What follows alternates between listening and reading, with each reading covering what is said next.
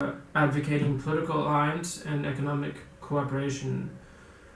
coupled with a retention of national sovereignties in Europe.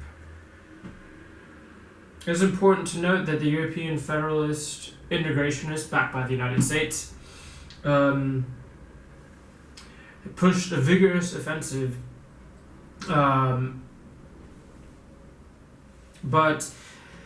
in 1959, the dichotomy between the two European consumptions reached a fever pitch. And, alright, so essentially, back in the 1950s, we just discussed how there were actually two different forms of European integration, and now they don't really address the fact that there was an alternative, and they just pretend that the European Union, was this democratically created institution, when in fact we can see from the debates in the 1950s over the Europe-wide free exchange zone proposed by Great Britain and the sabotage that the Europe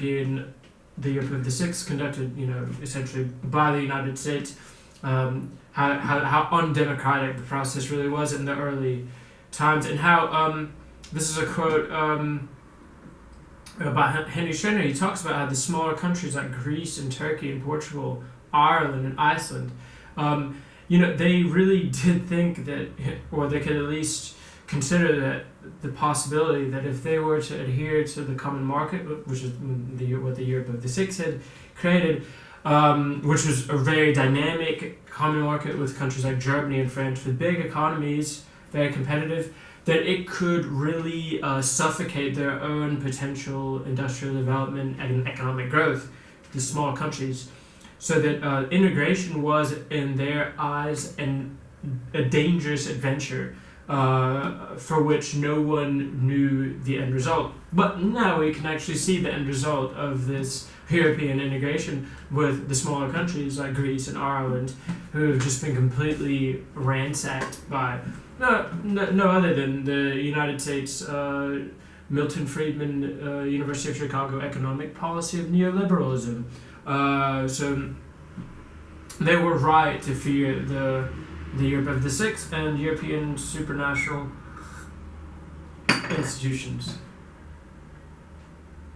So, that having been said, I just wanted to mention the fact that the current economic crisis in Europe isn't an isolated phenomenon. There's also the fact that there's a refugee crisis, which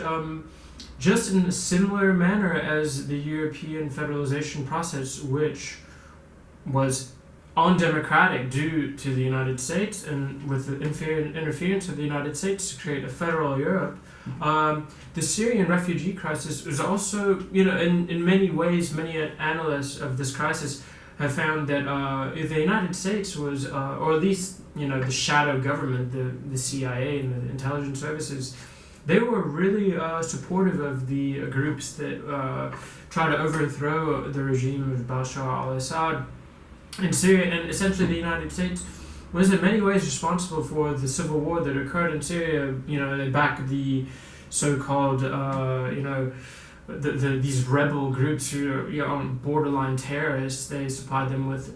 money and weapons so that they could overthrow the Assad regime. And essentially now that Europe is facing this influx of refugees from Syria, it wasn't Europe's fault, that this happened. Although the European Union essentially was just a puppet of the United States when it comes to the European foreign policy. Everyone in Europe was essentially backing what the United States was saying. And I have to say that, it's a shame that now Europe, with Angela Merkel and Germany and Juncker and the European Commission all saying that there has to be quotas imposed on countries like Slovakia and Poland and the Czech Republic, which traditionally haven't experienced the same sort of immigration as countries like France and Germany have, and also who in the days of the Ottoman Empire had a lot of strife with the Muslims. And that's just Europe is a very culturally diverse continent, and in the Eastern Bloc, the